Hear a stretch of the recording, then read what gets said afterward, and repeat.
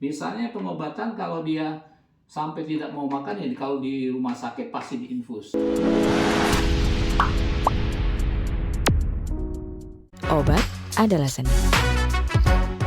Halo insan kesehatan, seperti janji saya yang dulu pertama kali membuat YouTube ya, di seri pertama, bahwa bidang farmakoepidemiologi ada dua ya. Satu tentang metode penelitian, jadi sudah dari seri pertama sampai seri 80 saya anggap sudah cukup gitu ya, memenuhi semuanya ya. Dan hari ini saya mulai dengan yang kedua, janji saya adalah penggunaan obat pada masyarakat ya. Jadi ini bentuk pengabdian masyarakat bagian farmakologi terhadap sivitas akademi dan masyarakat. Ya, jadi hari ini saya mulai episode kedua tentang pengobatan pada masyarakat. Ya, jadi itu dulu sebagai permulaan. Jadi yang episode pertama tentang metode penelitian pada lingkungan sivitas akademika, dan yang kedua ini pada masyarakat.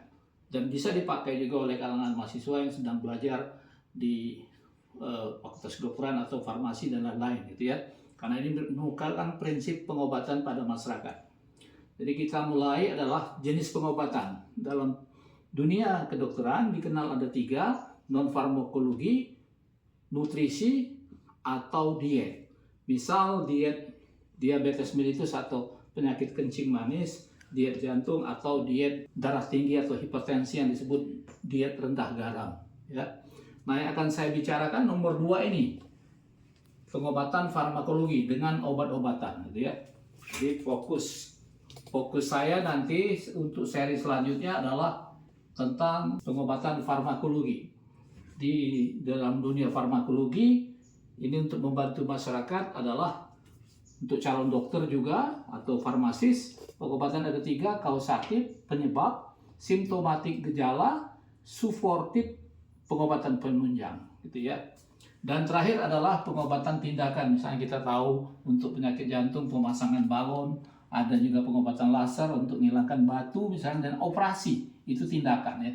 Tapi ini nomor 1, nomor 3 biarlah orang yang ahli di bidangnya, saya tidak akan membicarakan itu.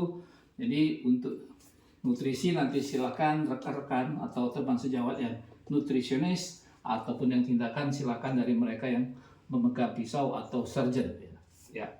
Jadi saya akan menjelaskan tentang pengobatan secara farmakologi gitu ya. Jadi sudah dikenal ada 3: kausatif, simptomatik, dan satu lagi adalah suportif ya. Ini saya kasih contoh yang mudah dulu. Pengobatan kausatif atau penyebab, misalnya yang paling banyak penyakit infeksi dan non-infeksi. Misalnya saya buat begitu ya. Nah, infeksi yang dikenal misalnya yang paling ramai di kalangan masyarakat adalah demam tipes. Satu penyakit yang disebabkan oleh satu bakteri yang namanya Salmonella typhosa ya, atau bakteri. Nah, terapi pengobatannya karena disebabkan oleh bakteri dikasih antibiotik. Antibiotik artinya antibakteri. Boleh cephalosporin, boleh quinolone. Cephalosporin itu ada beberapa contohnya ya, cefixime, cefotaxime, cefotroxan ya, segala macam ya. Quinolone paling banyak sekarang ya, ciprofloxacin, pefloxacin ya, peflaxin, segala macam ya. Nah, yang kedua yang mesti Anda ingat adalah untuk penyakit itu merupakan kumpulan gejala.